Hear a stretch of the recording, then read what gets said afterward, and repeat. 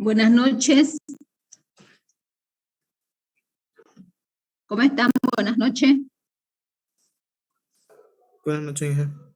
¿Cómo están? Buenas noches. Bueno, hoy vamos a iniciar en punto, dado que a las 9:10 va a ingresar un colega que nos va a ayudar a desarrollar la segunda parte de este capítulo, ¿ya?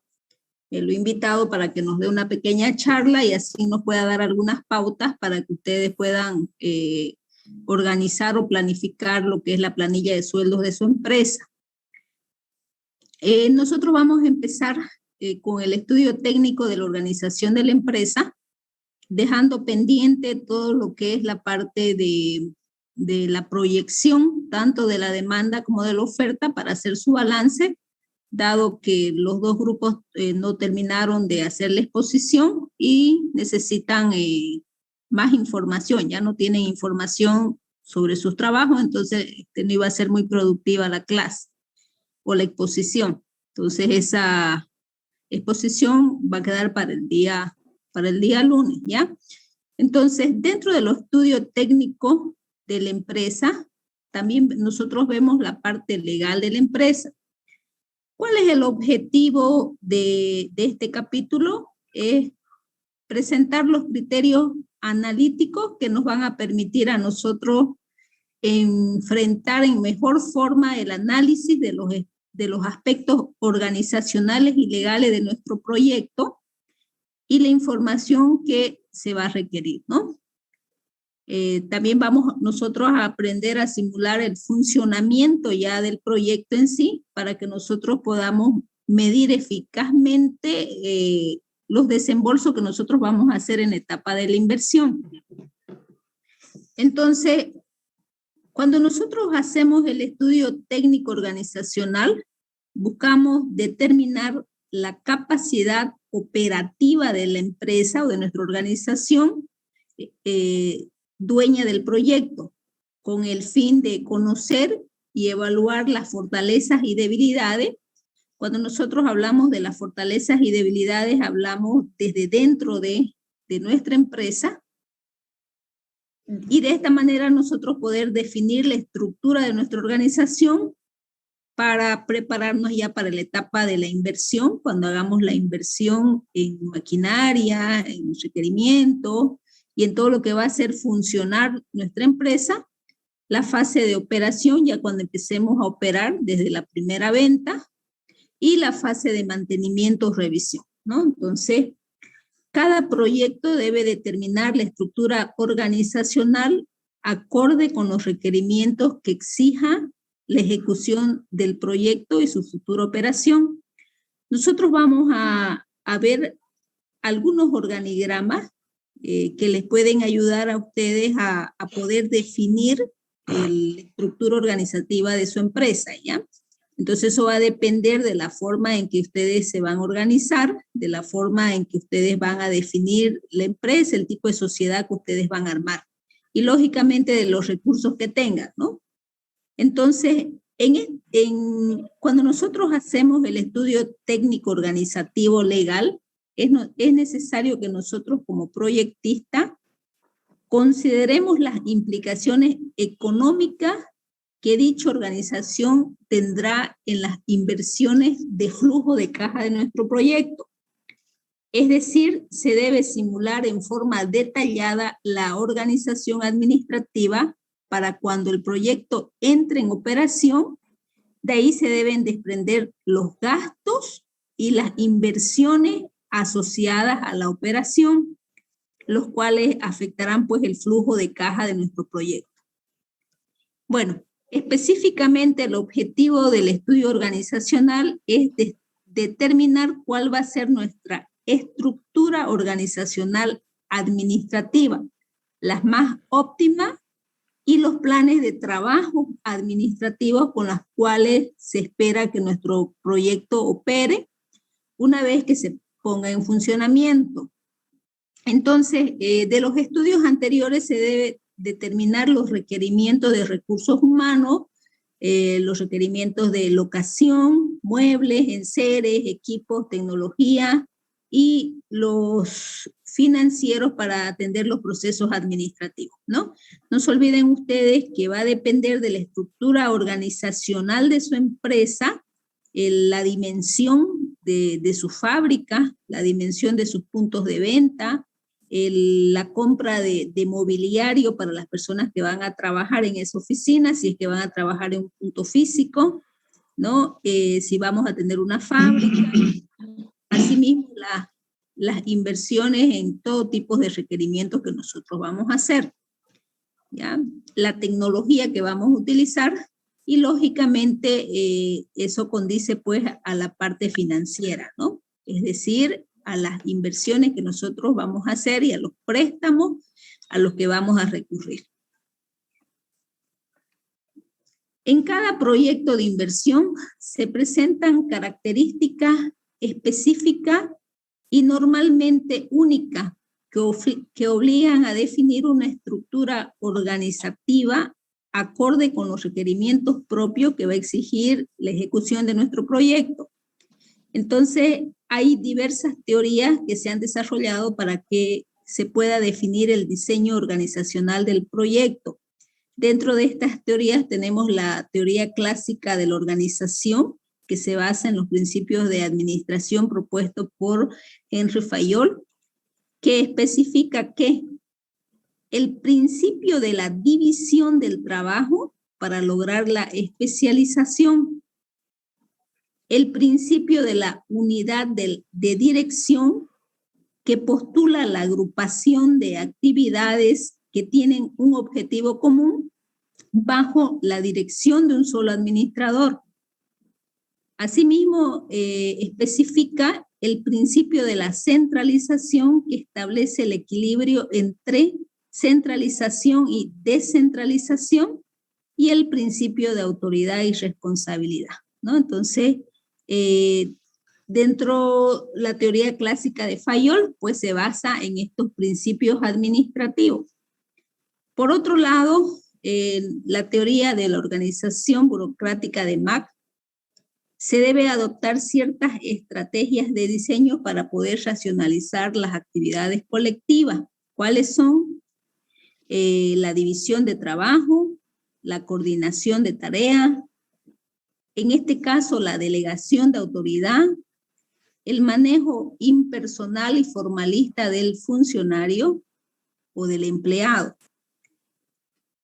En la tendencia actual, sin embargo, en que el diseño organizacional se basa de acuerdo con la situación para alcanzar los objetivos propuestos por nuestro proyecto, es preciso canalizar los esfuerzos y administrar los recursos que tenemos disponibles. La instrumentalización de esto se logra a través del componente administrativo de la organización. Entonces, el componente administrativo de nuestra organización debe integrar 3 variables básicas para la gestión. Estas 3 variables son los recursos humanos. El recurso humano es el recurso esencial de toda empresa. Los recursos materiales y financieros y los planes de trabajo. Entonces, el diseño de la estructura organizativa va a requerir fundamentalmente de la definición de la naturaleza, contenido de cada puesto de la organización. Una vez que nosotros elegimos nuestra estructura organizacional, pues también tenemos que definir el puesto, es decir, el manual de funciones, ¿no? Que va a ocupar eso o esos usuarios. Al caracterizar de esta forma cada cargo, se podrá estimar el costo en remuneraciones administrativas de nuestro proyecto. Para esto será preciso diseñar las características del trabajo, las habilidades requeridas para asumir los deberes y responsabilidades que le correspondan, ¿no? Es decir, cuando ustedes ya tienen definida su estructura organizacional y la forma en la que va a funcionar su empresa, cada uno de esos puestos también tiene que tener un manual de funciones, ¿no? Entonces, si nuestra empresa o nuestro organigrama no tiene definido un manual de funciones, entonces imagínense el caos que se puede crear. Asimismo, también tiene que estar especificado pues el salario, ¿no? El monto que van a recibir y las condiciones de trabajo en las que vamos a contratar nosotros. No puede haber una empresa, no podría darse el caso, mucho menos dentro de lo que es esta materia, que dentro de su estructura organizativa ustedes no contemplen lo que es la contratación de ingenieros de sistemas, ingenieros informáticos o todo lo que es el departamento de TIC, ¿no? Me ha tocado en los anteriores semestres que ponían a los gerentes, a los de marketing, a todos los niveles, ¿ya? Y se olvidaban del departamento técnico. Entonces, ahora nosotros sabemos que no existe empresa que pueda subsistir en el medio si no hay, pues, un departamento técnico. Entonces, ¿cuáles son los efectos de las variables organizacionales? La organización que asume el proyecto tiene una doble influencia económica en su evaluación. Es decir, va a existir un efecto directo en las inversiones y en los costos asociados en el tamaño específico de nuestra operación. Se va a manifestar por la necesidad de disponer de una infraestructura física, ¿no? Esta infraestructura física pues tiene que tener las oficinas, las salas de espera, los estacionamientos, los cuales deben ser adecuados para los requerimientos del proyecto, como del equipamiento para su operación. Imagínense ustedes algunos proyectos que van a tener mucho contacto con su cliente, entonces tiene que considerar el estacionamiento, ¿no? O el estacionamiento para descarga y carga de materia prima o insumo. Entonces, va a depender de la complejidad de su proyecto para que ustedes puedan disponer de una infraestructura física y la atención de la misma, ¿no? Asimismo, como del equipamiento para su operación. ¿Cuáles van a ser las inversiones que van a hacer ustedes en maquinaria, en tecnología, para que una empresa pueda operar? La operatividad de la estructura organizativa implica la utilización de los recursos como manos de obra, que es muy importante. Imagínense en la época de zafra. En la época de zafra, si no existieran estas personas que van siendo contratadas desde otras localidades, entonces el no contar con esta mano de obra puede hacer que el proyecto fracase, ¿no? Y por ende no se puede hacer toda la recolección de la caña de azúcar y por ende no va a haber pues azúcar para la distribución y para el consumo. Entonces, el recurso de la mano de obra, el recurso humano, es uno de los factores más importantes en la empresa. Asimismo, las empresas pues no pueden funcionar sin los recursos materiales y el dinero, ¿no? Y lógicamente que todo esto tiene que estar en base a los planes de trabajo que nosotros vamos a definir. También existe un efecto indirecto en los costos de operación derivado de los procedimientos administrativos asociados al tamaño de nuestro proyecto, a la tecnología y a la complejidad de la estructura organizativa diseñada. ¿Sí? Bueno. Dentro de los factores organizacionales más relevantes que nosotros debemos considerar, se agrupan 4 áreas específicas que son: 1, debemos tomar en cuenta la participación de las unidades externas a nuestro proyecto, es decir, las relaciones que nosotros tenemos con nuestros proveedores y los clientes. En general, Estas relaciones corresponden a las relaciones operativas, los cuales van a requerir de una unidad específica que estará dimensionada en función de los procedimientos de las unidades externas, ¿no? Más que de las internas. Es decir, en base al contacto que nosotros tenemos y a la cantidad que tenemos de proveedores y clientes, pues nuestra estructura organizativa tiene que funcionar. El tamaño de la estructura organizativa también se refiere a los niveles jerárquicos y a las divisiones funcionales de nuestra organización, ¿no? Dependiendo del organigrama que nosotros vamos a definir.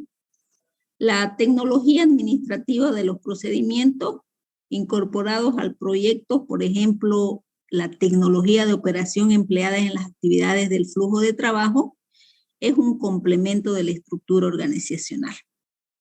Entonces, la complejidad de las tareas administrativas y de la organización en ciertos proyectos pueden convertirse en factores determinantes para el diseño de la estructura organizativa.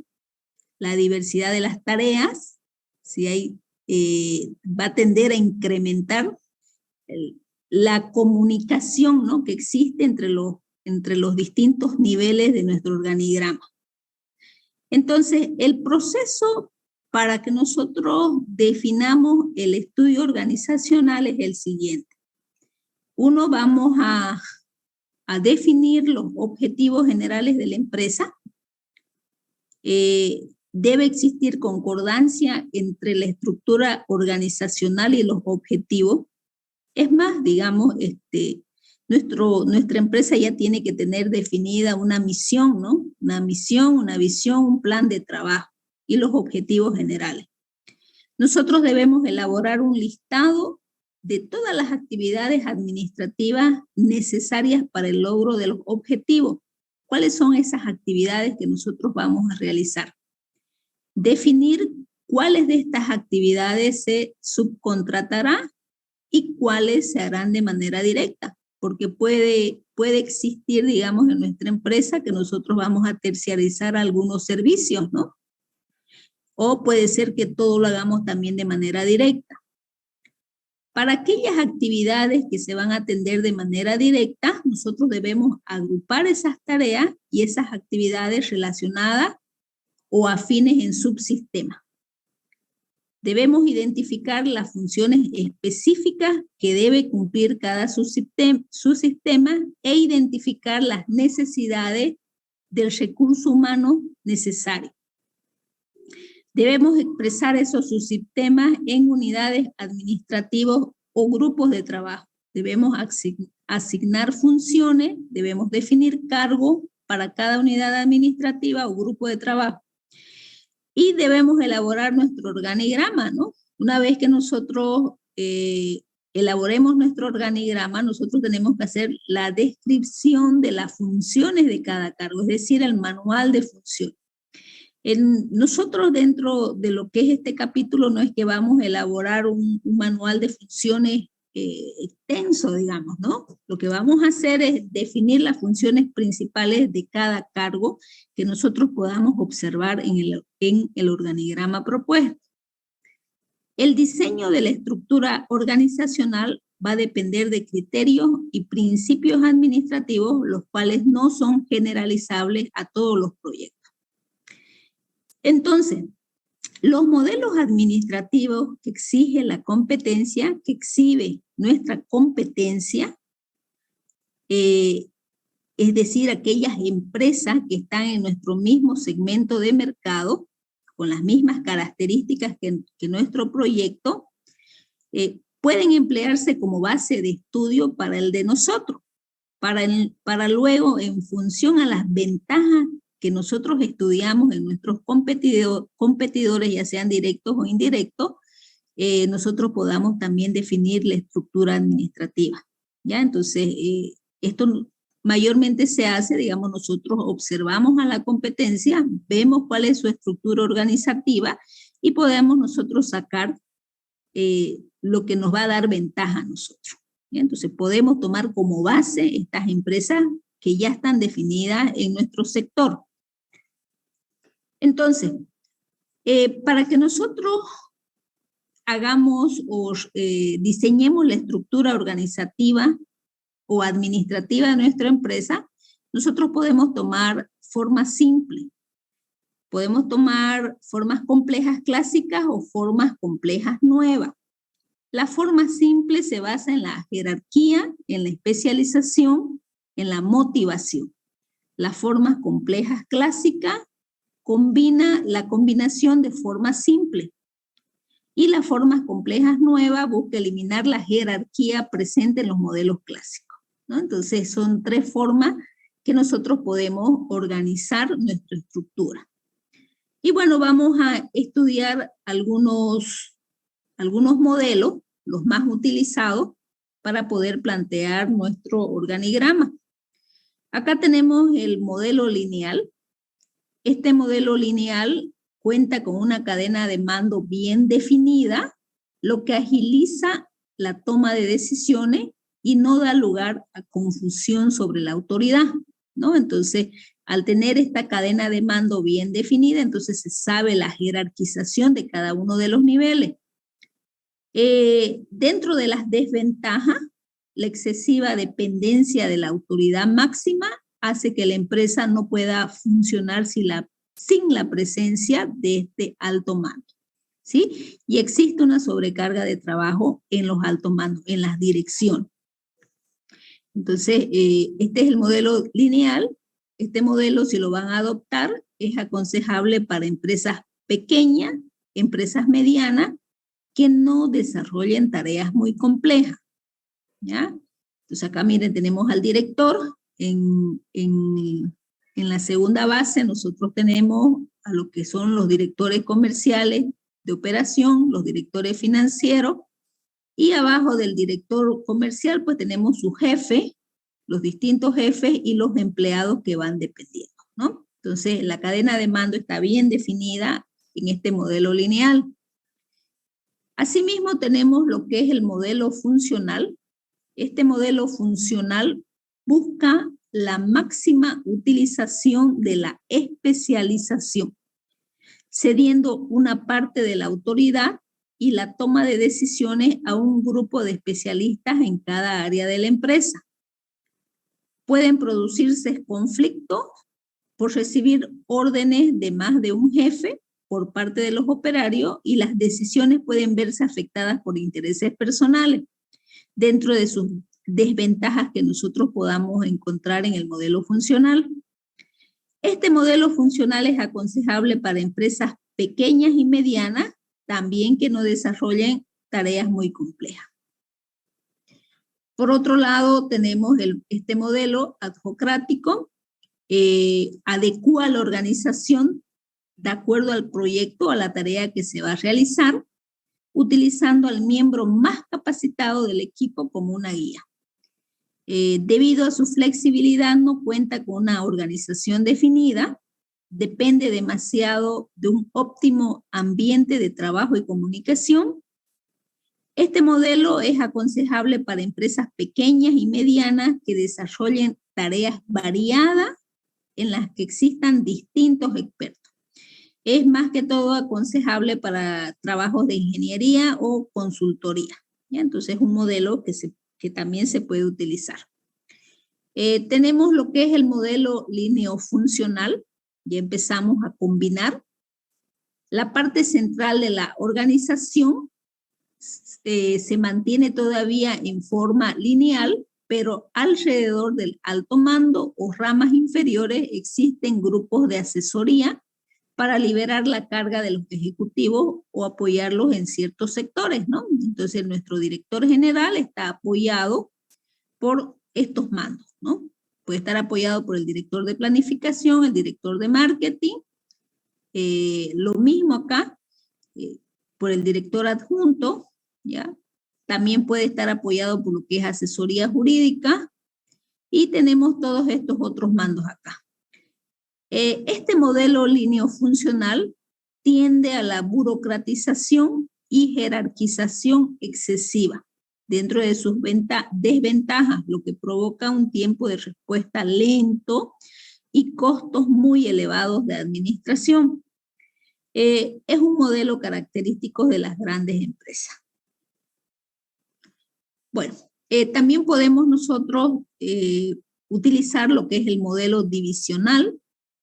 En este caso, lo que hace este modelo es dividir la empresa en partes que van a actuar de manera autónoma y a su vez cada parte elige el modelo que mejor se adecue a su situación.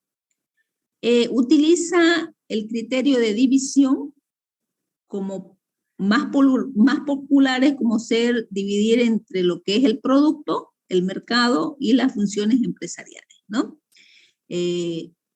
Resulta difícil encontrar el criterio de subdividir las partes de la empresa que van a actuar de manera autónoma.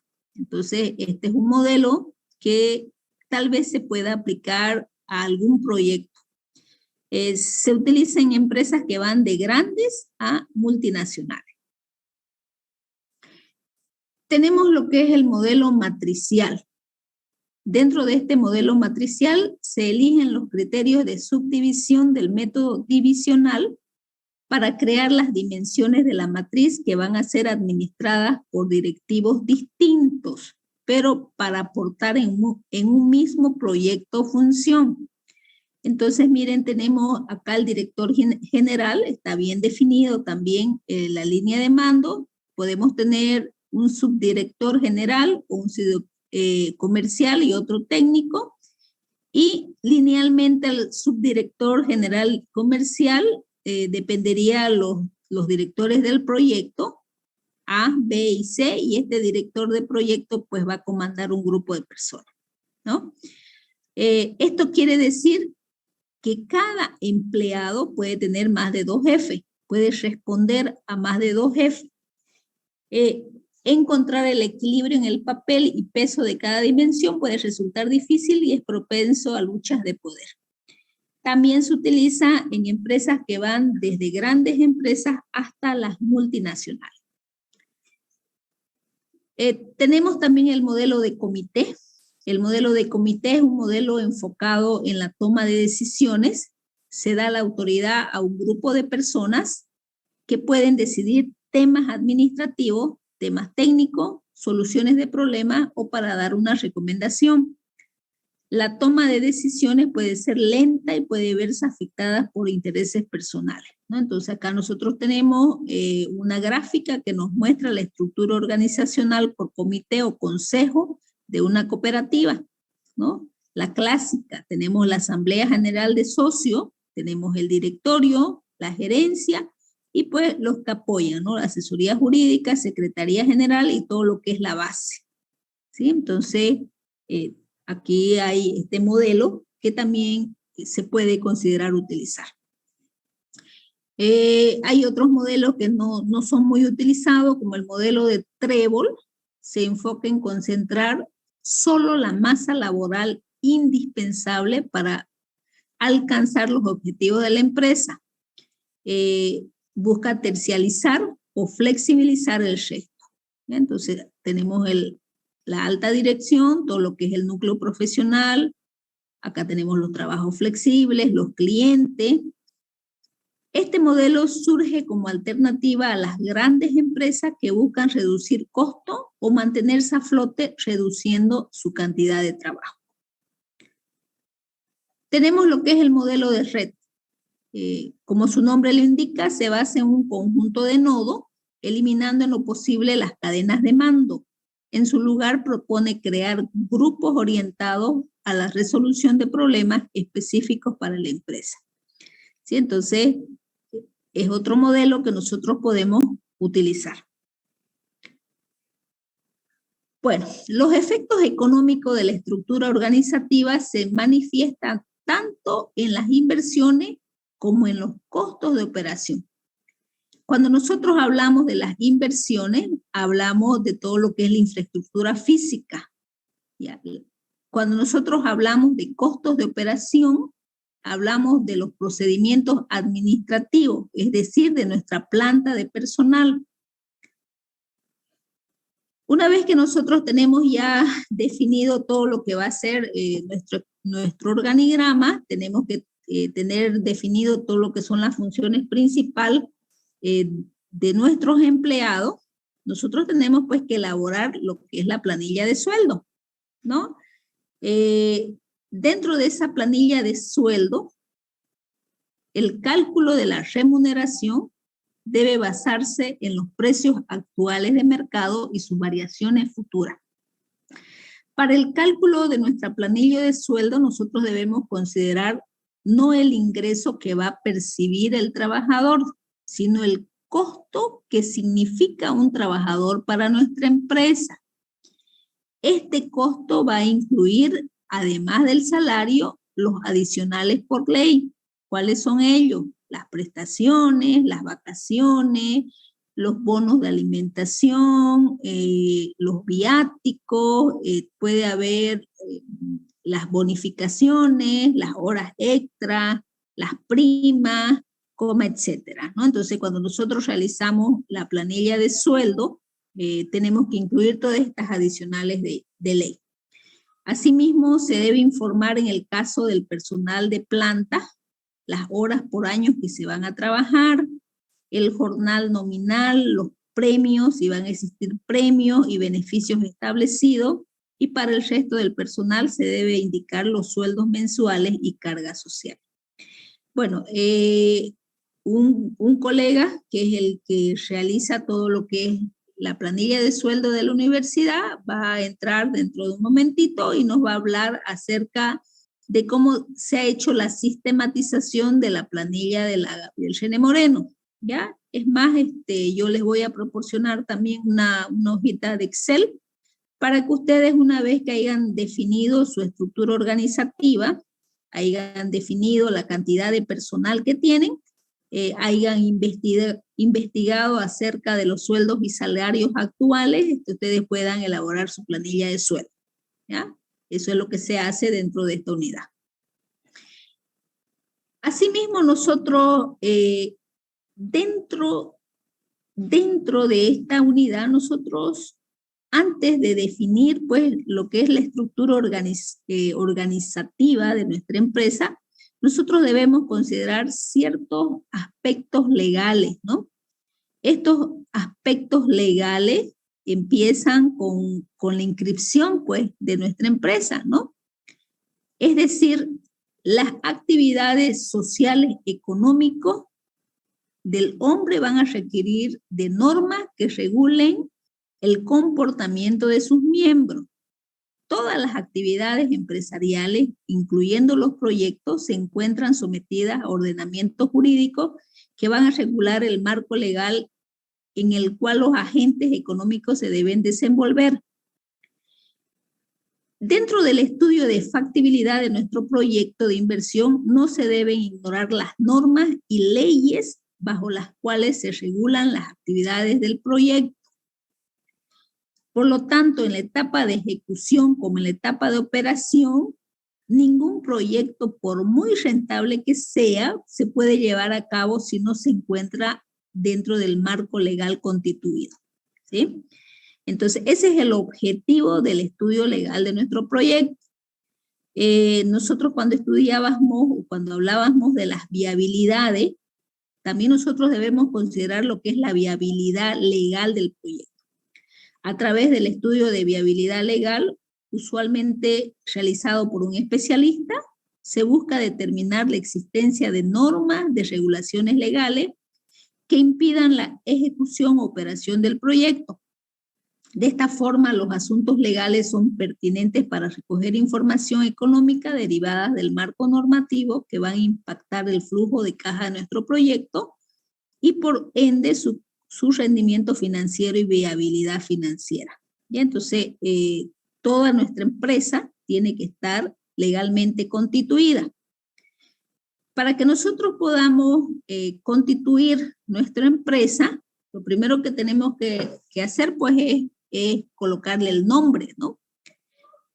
Aquí surgen dos temas, que es la razón social versus la denominación social. ¿Qué es la razón social? La razón social está formada por el nombre de uno o varios de los socios, ejemplo, González Consultores o González y Villegas Consultores, esa es la razón social, y la denominación está formado por un nombre de fantasía, incluyendo la referencia de la actividad económica principal de la empresa.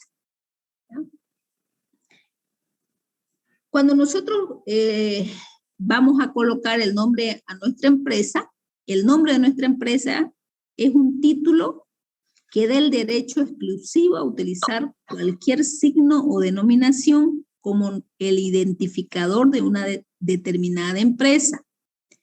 El nombre de nuestra empresa sirve para distinguirlas de otras. Es más, cuando dentro del sector existen muchas empresas que realizan una misma actividad, entonces es muy importante el nombre que nosotros vamos a colocar. Crear el nombre de la empresa no es una tarea fácil, ya que esta es la seña de identidad de la empresa. Se recomienda que el nombre de nuestra empresa sea corto. El motivo es muy evidente, ha de ser fácil de recordar para los clientes. No podemos poner nombres muy largos, ya que si nuestros clientes no se acuerdan bien del nombre de nuestra empresa, pues las probabilidades de que acaben en la competencia se van a multiplicar enormemente. Esto es algo que nosotros como preparadores de proyectos no podemos permitir, ¿ya? También se recomienda que el nombre de la empresa sea fácil de pronunciar y a la vez también fácil de escribir, es decir, que se escriba como se pronuncia. El objetivo es que nuestro público no confunda y acabe entrando pues a la web de otra empresa, ¿no? Si es que tenemos nosotros nuestra empresa en la web, ¿ya? Entonces, son algunas recomendaciones que se dan para que ustedes puedan realizar la definición de su empresa. Ok. Existen distintos tipos de empresas y sociedades en Bolivia, ¿ya? Dentro de estos tipos de empresas y sociedades, nosotros tenemos lo que es la empresa unipersonal. La empresa unipersonal es aquella empresa donde una persona natural es la única propietaria. Asimismo, podemos tener la sociedad de responsabilidad limitada. Es la empresa constituida por 2 o más socios y no más de 25. La responsabilidad de los socios se limita a un aporte societario dividido en cuotas que en conjunto conforme el capital con lo que va a ser fundada nuestra empresa. Son las SRL. También podemos tener la sociedad anónima, que son empresas constituidas por mínimo 3 y que no tienen un límite de socio, es decir, no existe un límite de los accionistas. También podemos considerar las sociedades colectivas, pocos socios ligados por una recíproca confianza, lo mismo que responden a las obligaciones sociales en forma solidaria e ilimitada, afectándose en su caso hasta su patrimonio individual, ¿ya? Tenemos las sociedades en comandita simple. Estas sociedades están constituidas por 1 o más socios comanditarios que solo responden con el capital que se le obliga a aportar y por 1 o más socios gestores o colectivos que responden por las obligaciones sociales en forma solidaria e ilimitada, hagan o no aporte de capital al capital social. También tenemos las sociedades anónimas mixtas, son aquellas que integran al tipo de las anónimas y que invisten en naturaleza pública y privada, es decir, mixta por el origen de los aportes que constituye su capital. Podemos tener sociedades accidentales o de cuentas en participación.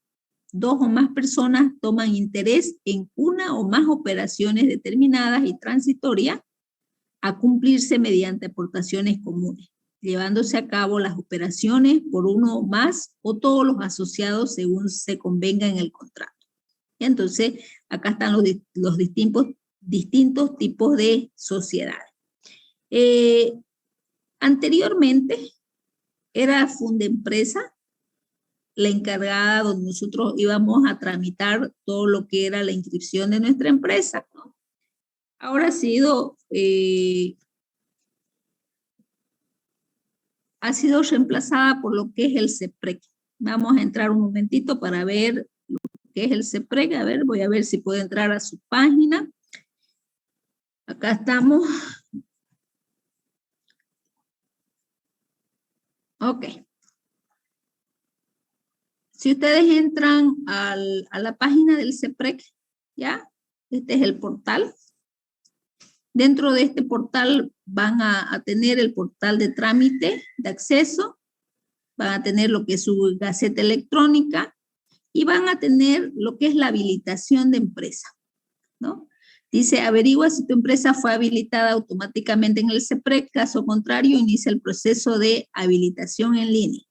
Y bueno, tienen distintas información de interés, usuarios, dice, con nuevos números de matrícula, rendición pública de cuenta, los trámites destacados.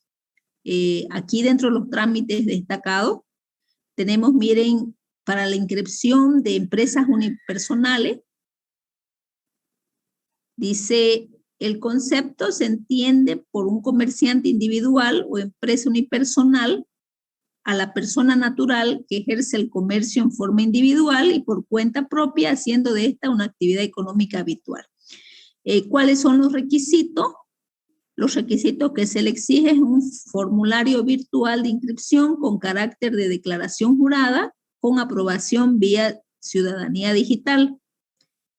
Únicamente en caso de ser empresa unipersonal regulada por ley, se debe cargar en formato PDF la autorización emitida por el ente regulador. ¿Cuánto nos cuesta inscribir una empresa unipersonal?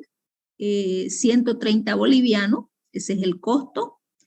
¿Cuánto es el plazo del trámite? 24 horas, tomando en cuenta el cómputo del plazo del trámite en línea.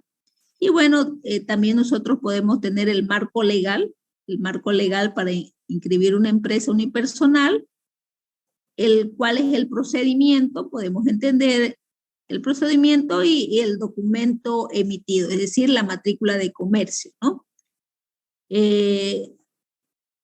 Asimismo, podemos nosotros verificar de los otros tipos de sociedades, ¿no?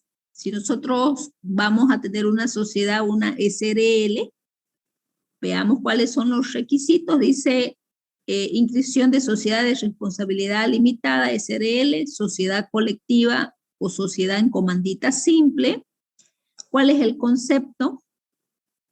Dice, la sociedad de responsabilidad limitada es aquella cuyo capital está integrado por cuotas de capital no representadas por títulos negociables, cuyo giro se efectúa bajo una razón social o denominación seguida del aditamiento sociedad de responsabilidad limitada, o su abreviatura SRL, o la palabra solamente limitada, o la abreviatura limitada, en las que la responsabilidad de los socios se limita a su aporte societario.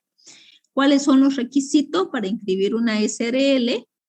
El formulario web, el testimonio de escritura pública de constitución social en original o fotocopia legalizada, el cancelar el costo para la publicación en extenso del testimonio, el testimonio de poder del representante legal. ¿Cuáles son los requisitos del trámite virtual? ¿Cuánto es el costo? El costo para inscribir una SRL es de 192 bolivianos. ¿Cuánto es el plazo? También el plazo de 24 horas, ¿no? Y así podemos ir nosotros verificando cada uno de las sociedades que nosotros podemos tener acá en Bolivia. Acá tenemos el trámite número 3, que es la inscripción de sociedad anónima. ¿Qué es una sociedad anónima? Dice, es un tipo societario integrado por socios que responden y están obligados hasta el monto de los aportes que hayan suscrito. El capital en estas sociedades se encuentra representado por acciones cuyos títulos son negociables. ¿Cuáles son sus requisitos?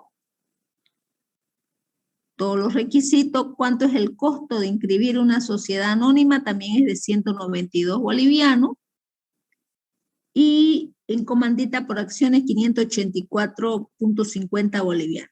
El plazo del trámite, 24 horas, cuál es la normativa legal, ¿sí?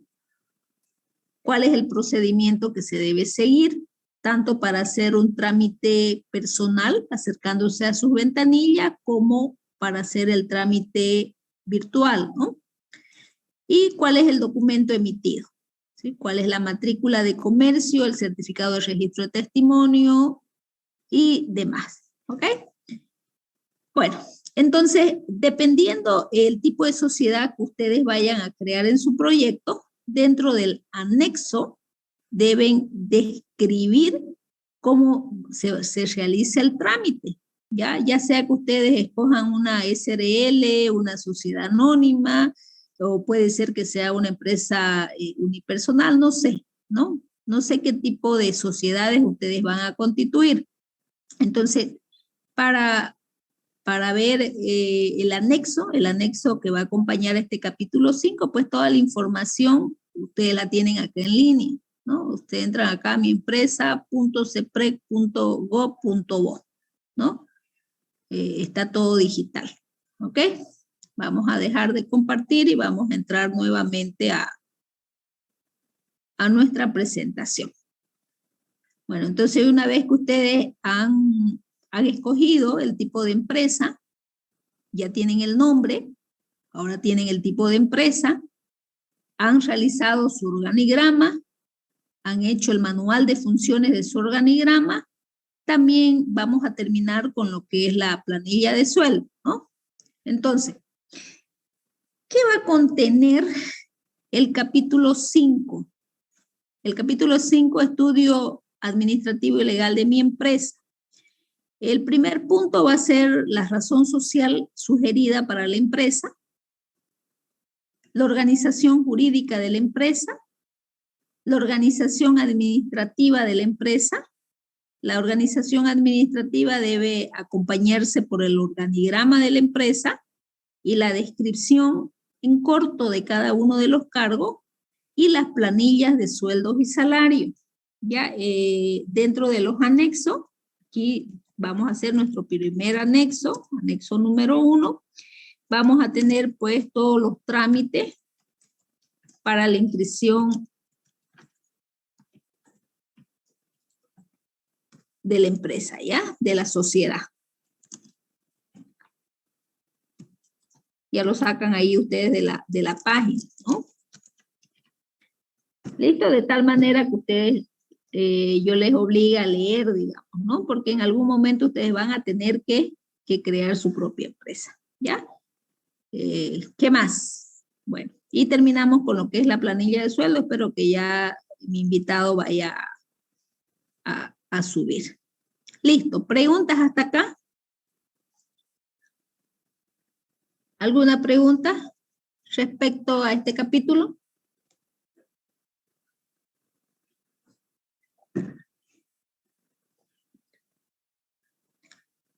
¿No hay preguntas? ¿Se entendió todo?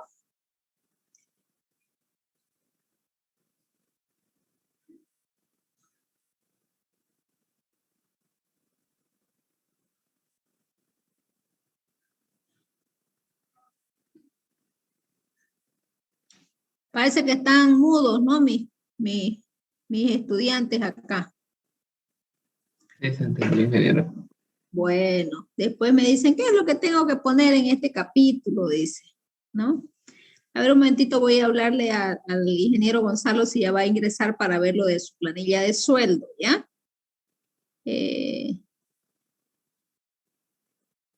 Ya puede ingresar.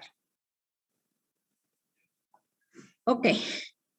Bueno, a ver, ¿qué más podríamos ver acá? Bueno, no quise colocar esto de las otras áreas, ¿ya? Ok, entonces eso sería todo lo del capítulo 5. Vamos a esperar que nos hablen un poquito más acerca de la planilla de sueldos que ustedes van a elaborar. ¿Listo? Acá está el ingeniero Espada. Voy a prender mi video. ¿Ya cómo está? Buenas noches, ingeniera, ¿cómo está? ¿Cómo le va? Bien, bien. ¿Será que pueden prender sus cámaras, estimados estudiantes, por favor, todos? Bueno, el ingeniero Gonzalo nos va a ayudar, nos va a dar algunas pautas para que nosotros podamos elaborar, una vez que nosotros ya hayamos definido la estructura organizativa, es decir, nuestro organigrama, hayamos colocado nuestro pequeño manual de funciones, hayamos definido los cargos, ¿no? Entonces, él nos va a dar algunas pautas para que nosotros podamos diseñar nuestra planilla de sueldo, nuestra planilla de sueldos y salarios. Él es el encargado de realizar la planilla de sueldo de la universidad. Entonces, voy a dejar de compartir, no sé, para que usted pueda compartir, Gonzalo.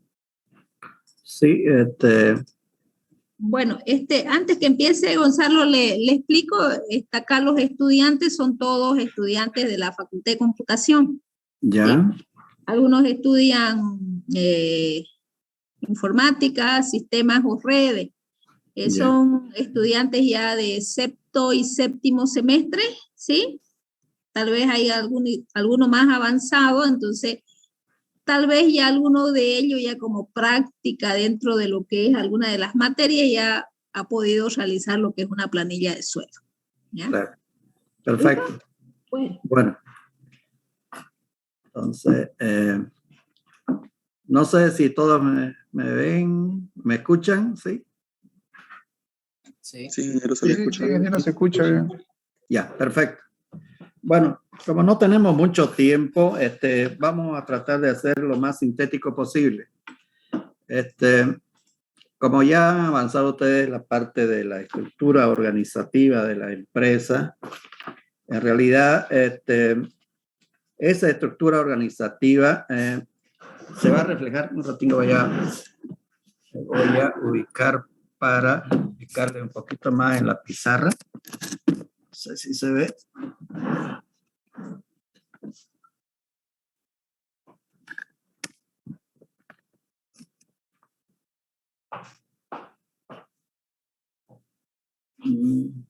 ¿Me ven todos por ahí? Sí, se lo ve. Como todos saben, lo primero que se tiene que tener para una empresa es su estructura organizativa.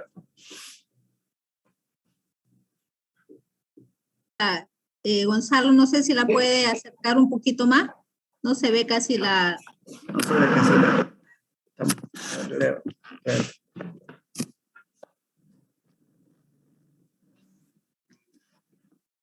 Un poquito lejos.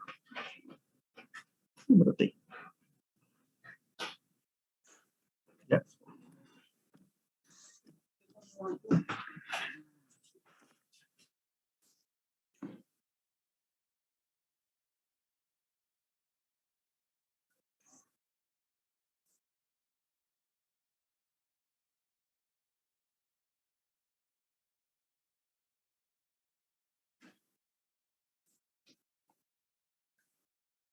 Creo que está...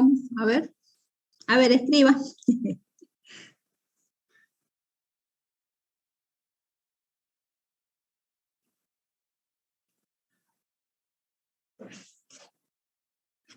Parece que se perdió la conexión, ¿no? Con el ingeniero.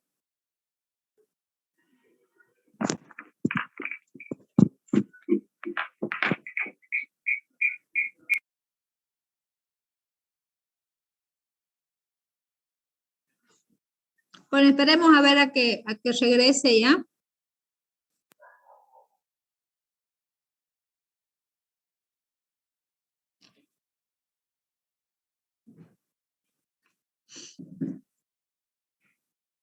A ver.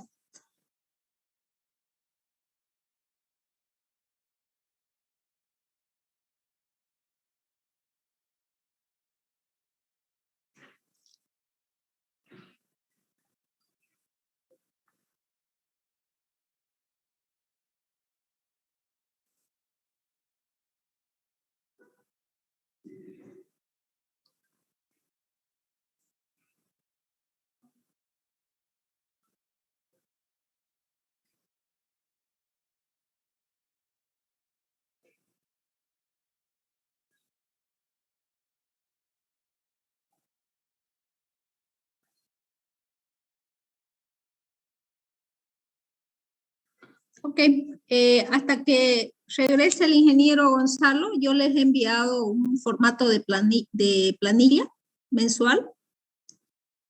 A ver, vayan bajando ese formato que les va a ayudar a realizar su planilla de sueldos y salarios.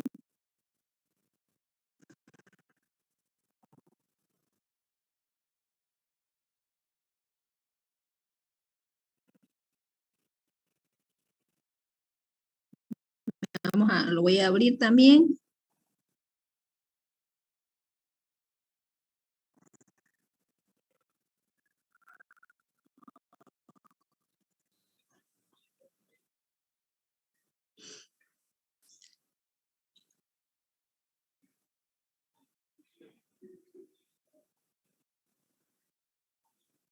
Ok, es una pequeña plantilla que les puede servir. Estaba en la web, la estaba buscando. ¿Qué tenemos acá? Acá tenemos el documento de nuestro empleado, ¿ya? O de nuestro funcionario, sus apellidos y nombre, el país o nacionalidad, la fecha de nacimiento, el sexo, la ocupación que va a desarrollar. Un momentito, por favor.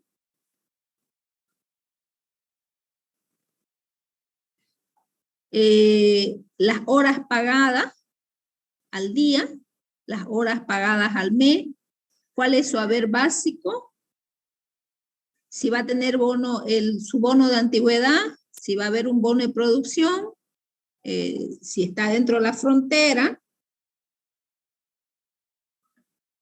si va a tener horas extraordinarias, horario nocturno, si va a tener un pago dominical y otros bonos más, ¿ya? Dentro de esta planillita está el instructivo de llenado en la otra hojita. Acá le especifican qué es el nombre o razón social, el identificador del empleador ante el Ministerio de Trabajo. Por si acaso, pues esto lo vamos a simular, ¿no? Porque nosotros no tenemos el ROE, estamos haciendo un ejercicio. Y bueno, creo que ya está ingresando el número de empleador, la caja social, el mes y el año. Y todo lo que es el cuerpo de la planilla. Tal vez alguno de ustedes ya ha desarrollado un sistema de planilla en alguna materia. ¿Nadie? No, ingeniero. ¿O están desarrollando algún sistema de planilla? Así nos pueden guiar un poquito. No es que les voy a hacer programar tampoco, ¿no? Bueno. A ver, ya está ingresando, a ver. Voy a dejar de compartir, ¿ya?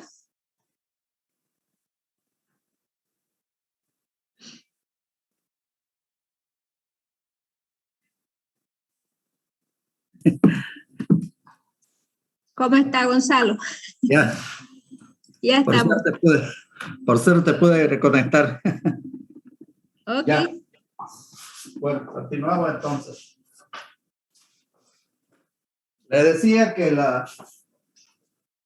siempre vamos a partir por la estructura organizativa de la empresa. Entonces aquí van a estar definidos todos los niveles y los cargos que van a ir en cada una de las áreas de la empresa.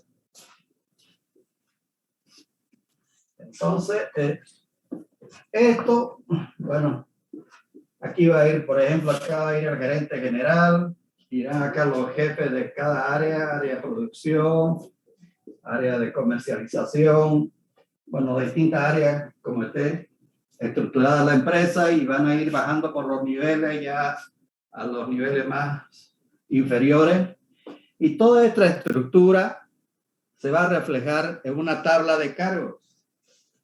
La tabla de cargos es donde va a ir ordenada por niveles. Bueno, eso ya depende de cada empresa. Nivel 1, el gerente general, y aquí se va a definir el salario, el sueldo básico que va a tener ese cargo. En el nivel 2 estarán los jefes de área, que van a tener otro básico un poquito menos.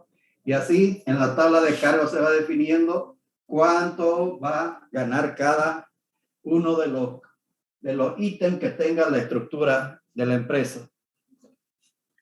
En algunas empresas, como también en la universidad, hay cargos que pueden ganar un sueldo mensual, pero también hay cargos que pueden ganar por hora.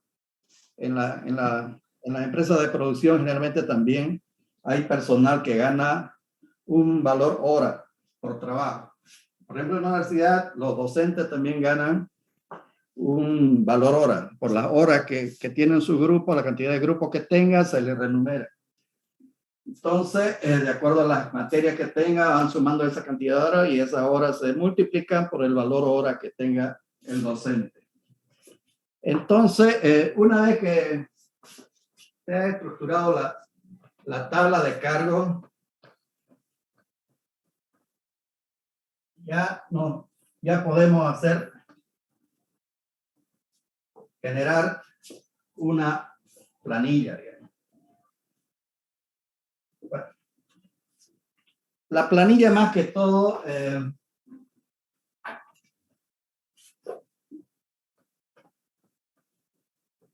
tiene tres aspectos que son fundamentales: la parte de los ingresos y la parte de los egresos. En la parte de los ingresos, cada empleado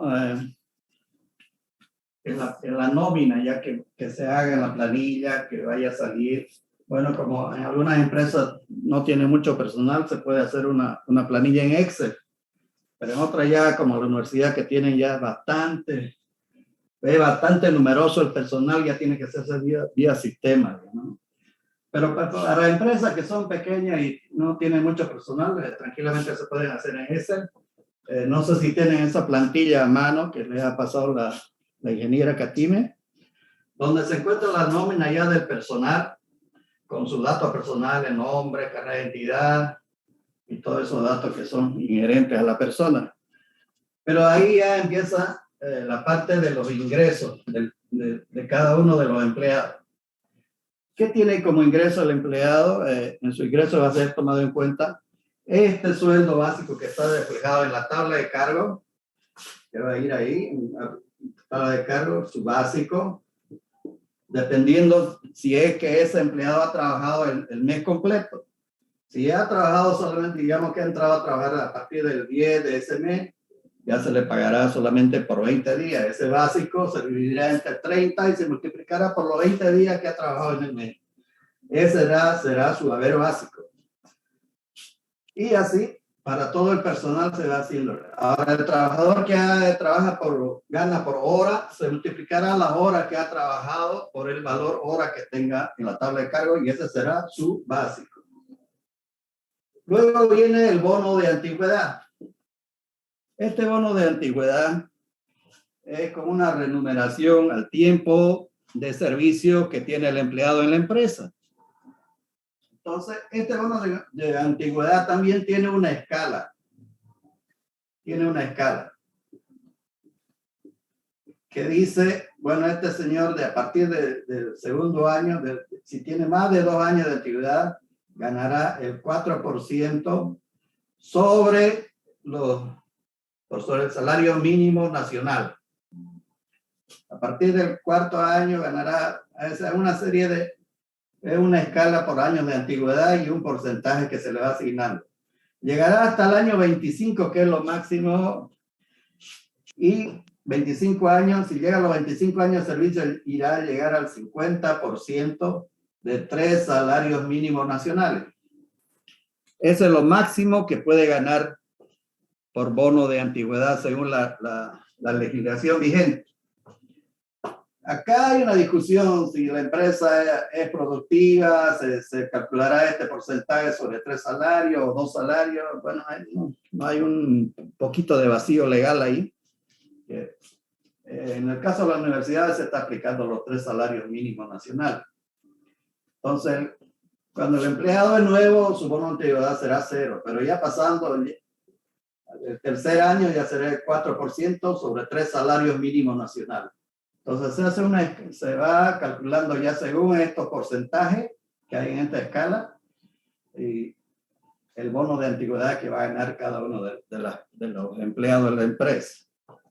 Luego viene algunos bonos que son reconocidos en algunas empresas. Por ejemplo, las empresas mineras tienen un tratamiento especial y le pagan unos bonos por el riesgo y todas esas cosas por trabajar. Bueno, son unos bonos especiales, pero eso mucho depende ya del tipo de empresa que sea. Entonces, estamos haciendo más o menos un modelo de una empresa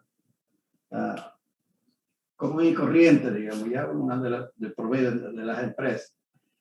Lo que sí, ahora antes se pagaban subsidios, esos ya fueron eliminados por un decreto supremo, por el 21060, y lo que ha quedado es el premio de natalidad.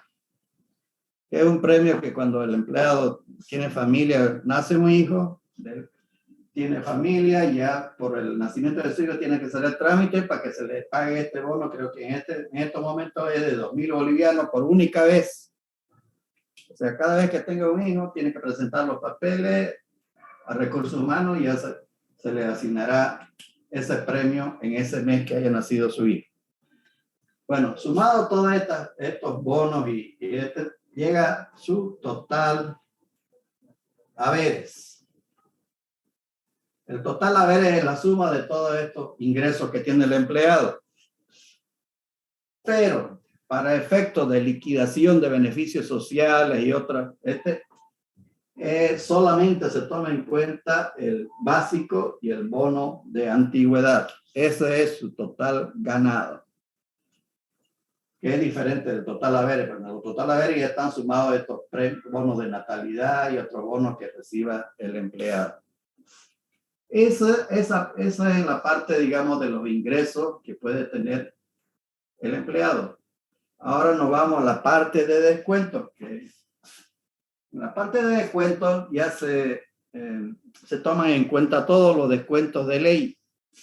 ¿Qué son los descuentos de ley? Son los aportes a la AFP, que son un poquito los más gruesos. Después, aportes pueden tener al sindicato. Después, y otros aportes que pueden estar dependiendo de cada sector, digamos, ¿no? A que pertenezca a la empresa. Ahora, los descuentos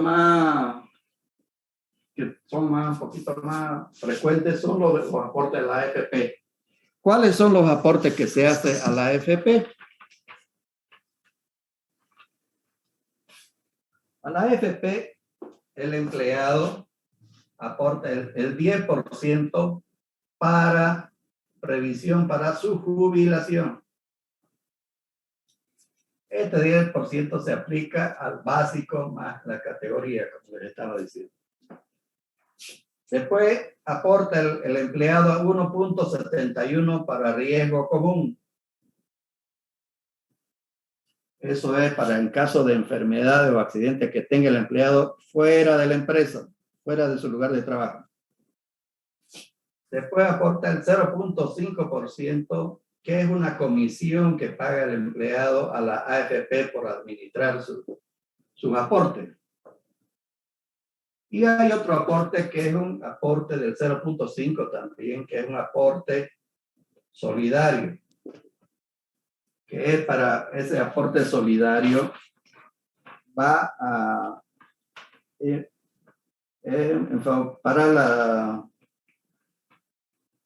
para un bono a los que no trabajan, que por eso se llama aporte solidario, que es para pagar ¿cómo se llama eso? Los que no trabajan le dan un bono de dignidad y todo eso. Entonces, de este aporte sacan para pagar esos conceptos.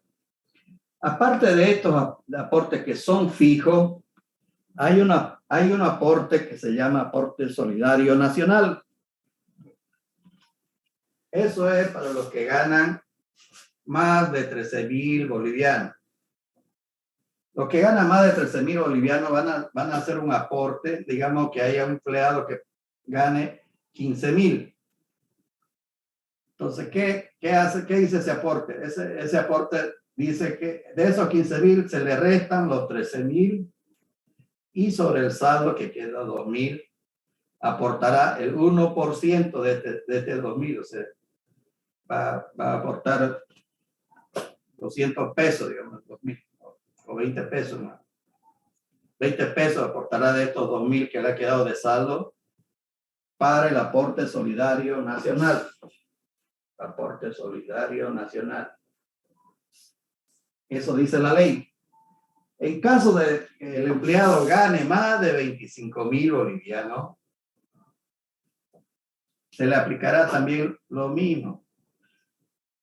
Se le disminuirá.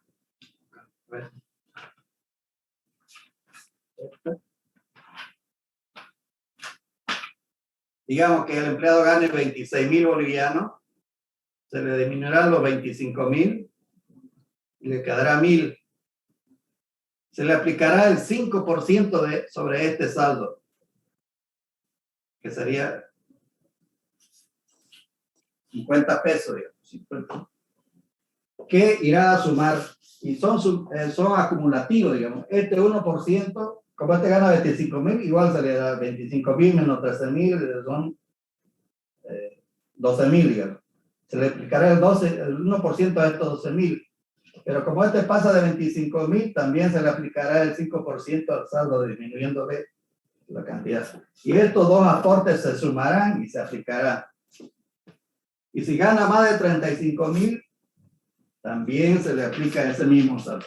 En consecuencia, se suman los tres aportes en realidad para este aporte solidario nacional.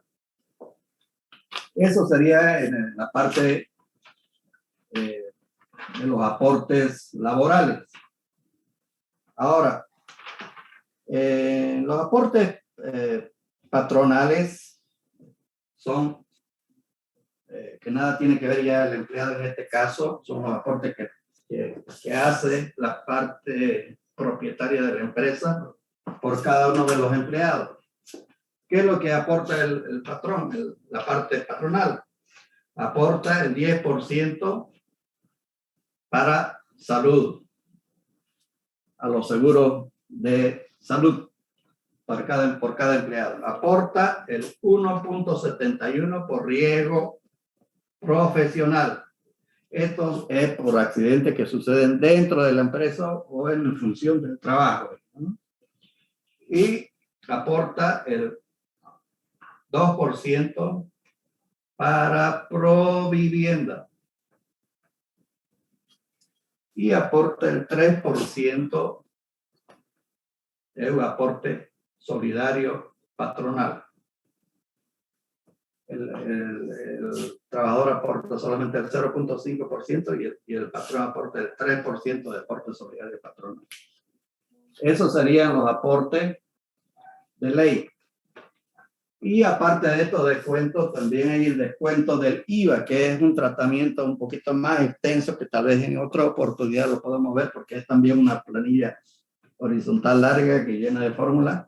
Pero sin embargo, yo les puedo proporcionar a la ingeniera un documento donde está, digamos, explicado paso por paso cómo es el tratamiento del descuento del IVA, que también hay una plantilla ahí, creo que en la página de impuestos nacionales, que se puede bajar y ver. Es una plantilla en Excel donde están todas las fórmulas que simplemente ya es rellenar con estos datos que tienen acá y le va a salir, porque es un poquito más extenso, es un poquito más complicadita, digamos, ¿no? Para explicarlo en un poco tiempo. Entonces, eso sería, digamos, a grosso modo los aportes que se harían. Y bueno, ya una vez determinado su total haberes y su total descuento. Bueno, estos son los descuentos de ley, porque aparte pueden tener otros descuentos varios. Puede ser que el empleado haya pedido un anticipo, que también se le va a descontar, o pulpería, algunas empresas tienen pulpería, y bueno, descuentos varios, los llamamos nosotros, ¿no? Eso, que van sumando acá todos esos descuentos, y todos esos conceptos llegan a ser el total descuento, que es una columna donde se sumarán todos esos descuentos, y bueno, se llevará, bueno, el total haber menos el total descuento, viene a ser su líquido pagable. eso, digamos, es un resumen, a grosso modo, digamos, de lo que implicaría generar una planilla de sueldo. Lógicamente que dependiendo del tipo de empresa, el rubro de la empresa, hay aportes de ley que también no los estamos tomando en cuenta acá, porque habría que hacer un poquito más, hilar un poquito más fino, digamos, porque hay muchas empresas, por ejemplo, las empresas mineras tienen otros distintos aportes. Por ejemplo, los profesores también ganan, creo, bono de frontera y otros aspectos que digamos que no los conocemos muy a fondo, digamos. Pero esa, digamos, sería, digamos, en forma macro, cómo generar una planilla de sueldo. Si hay alguna pregunta, no sé. Bueno, ¿alguna pregunta, estimados estudiantes, aquí al ingeniero Gonzalo? Porque ustedes tienen que elaborarme su planilla de sueldos y salarios, ¿no? ¿Alguna consulta? Bueno, pero si usted gusta, ingeniero, también mediante usted nos hacen llegar las dudas o que tengan y a nosotros le enviaremos el resto, hacemos otra para analizar más a fondo, digamos, lo que es el descuento del IVA, que también es un poquito extenso, digamos, ¿no? Claro, yo les aseguro, jóvenes, que en algún momento de su vida como ingenieros desarrolladores van a tener que implementar un sistema de planilla, ¿no? De sueldos y salarios, lo básico. ¿Alguna consulta para el ingeniero?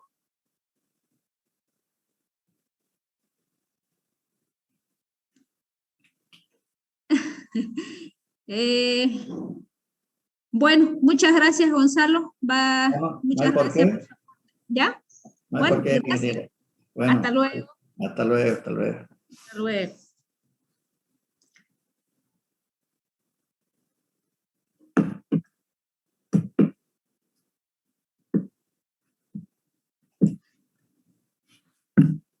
Bueno, si no hay consultas, se supone este capítulo es bien cortito, por eso es que yo lo adiciono a lo que es el tema de mercado. El estudio de mercado es bastante extenso, entonces este capítulo no es que no signifique trabajo para ustedes, ¿no? Porque si ustedes han dado cuenta, la teoría yo le he dado en menos de una hora, pero el desarrollo en sí del trabajo es bastante, ¿no? Porque ustedes no es que, agarramos el primer organigrama que se me ocurre, porque ese organigrama tiene que responder al objetivo de su empresa, ¿no? Entonces, cuando yo los esté evaluando, le voy a decir, a ver, ¿por qué utilizaron ustedes el lineal? ¿Por qué utilizaron ustedes el jerárquico o el matricial, ¿no? Entonces, ustedes tienen que tener un fundamento, el por qué han utilizado esa estructura organizacional. Como les digo, el nombre, ya lo han pasado el nombre tiene que ser corto, el nombre tiene que ser fácil de recordar, y pues la organización jurídica de la empresa. Esta organización jurídica, si ustedes van a hacer empresas unipersonales o SRL o sociedad anónima, también tienen que fundamentar el porqué, ¿ya? Ahí tenemos la descripción de cada uno de los cargos y, bueno, la planilla de sueldos y salarios, ¿no? Dentro de las planillas de sueldos y salarios, ustedes tienen que buscar información acerca de cuánto es el básico, ¿no? Cuánto es el básico, cuánto es lo que se paga en el mercado ahorita a un ingeniero informático, un ingeniero en sistemas, ¿no? Cuánto es lo que es la remuneración de los gerentes, ¿no? Porque lo que hacemos nosotros es simular. Esto es parte de lo que van a hacer la parte de los egresos de nuestro proyecto, que luego cuando terminemos la parte de inversión y costo y cuando vamos a simular ya la parte operativa, lo vamos a contrarrestar con lo que van a ser los ingresos, ¿no? Y de esa manera nosotros vamos a hacer nuestra caja de nuestro flujo de nuestro proyecto. Bueno, si no hay más consultas, entonces acá está el capítulo 5. Yo lo voy a subir a la plataforma y esperaremos a que sus compañeros ya nos puedan despejar algunas dudas para terminar lo que es el capítulo número de estudio de mercado, ¿no? ¿Para cuándo quedamos iniciar las exposiciones? Para nuestro examen. ¿Me recuerdan, por favor? El primer parcial.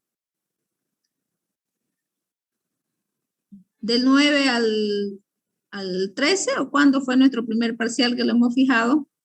Desde el 11, ingeniera, creo que está anotado. No, Del 11 al ¿cuánto?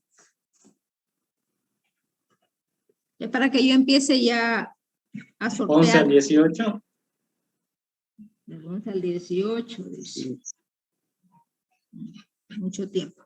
Bueno, si no hay ninguna consulta más, si tiene alguna duda, los dos grupos que van a exponer para el día lunes, por favor me contactan por el privado, ¿ya?